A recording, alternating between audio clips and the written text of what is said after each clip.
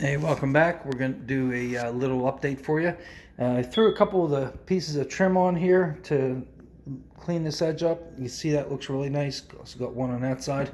So if you remember in a past episode, we actually have studs, like a studded wall underneath each one of these stair risers, or well, stair treads rather, to firm these up. And we're going to trim this all out with some quarter round. It's going to look real good. Got the landings done, which came out fantastic. There's our bull nose that we made. So that looks good. It's like a 1-inch thick bull nose. Of course, the rest of the floor is 3/4. And if you're not quite sure how we did that, go ahead and check out one of the past episodes.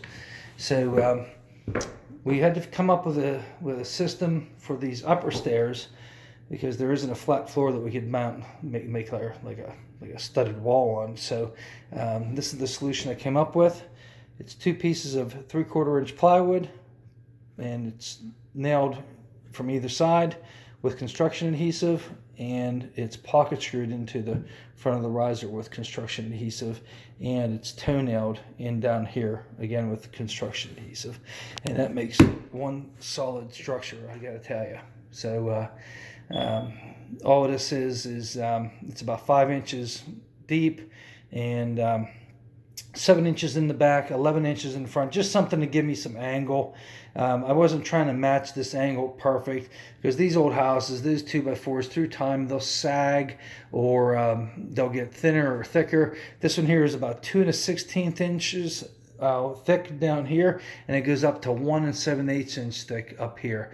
And that was kind of the nature of these old rough cut 2x4s. The lumber back then, it was old growth lumber. It was very stable. It was good, strong timbers, but they weren't always exactly perfectly accurate the way they are now. Whenever they're machining the 2x4s and dimensional lumber in general. So so this is the system we came up with, and it is rock solid. And it feels really good underneath your foot. No give whatsoever, no noise. So that's what we're looking for. There is one little bit of a hiccup we have to deal with, and that is down below. We could reach in behind, and because it was all open underneath there, reach in behind, and we could use pocket screws and pocket screw the end of the stair tread into the side, and that would hold it. That would hold the stair tread this way instead of letting it sag. We actually put a little wedge underneath there, to help support it, just in case anything else would go wrong. But and with these upper stairs, there's no way to get your hand down in there. You can see the riser would come down here, and you'd have to reach in underneath and try and pocket screw in. I tried doing that. It's about impossible. So what we're doing is Plan B, which we're using construction adhesive in here. I feel bad for the person that ever tears this apart, maybe 100 years. But we're really into one here.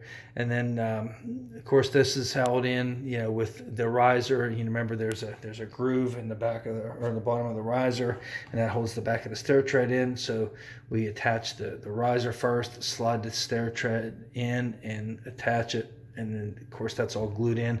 But to give it a little bit more strength, I do reach underneath there with a little bit of construction adhesive underneath where the tread sets. I slide a wedge in there.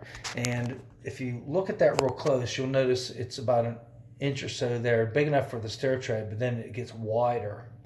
And I think the reason why they did that is so that you could actually assemble the stairs. So you can imagine... you see how this is open here? So you'd slide your riser in, slide your tread in, and then you'd put a wedge up this way on that side and on the bottom here, and that would kind of wedge everything together, and that would hold it. So after we do that, I'm toe-nailing through the stair tread into the side here. And this is what it looks like down here. You can see we've got some nails in, just 3 nails out across there. And this is going to be hid by some trim, so not a big deal. We do have we face nailed it across here with the to the bottom or to the top of the riser through the stair tread, and we got one nail here. We put construction adhesive on here and here to make sure there's absolutely no creaks or moans and groans, and just pin it. Basically, the nail X is a primitive clamp until the glue dries. So yeah, we're doing good. We still have we have a few treads left, obviously, and then after that, we're going to put the newel post up and the rails, and we're going to set the balusters, and then trim it all out. And I also came up with a cure for this end here. You can see whenever I put the urethane on there, a little bit drips over, and that's okay because we're going to be covering these up too. So you want to stay tuned for another episode of this little project to see how we do that. Appreciate you watching. If I want to see more content like this, go ahead and leave a comment, like, and subscribe. See you next time.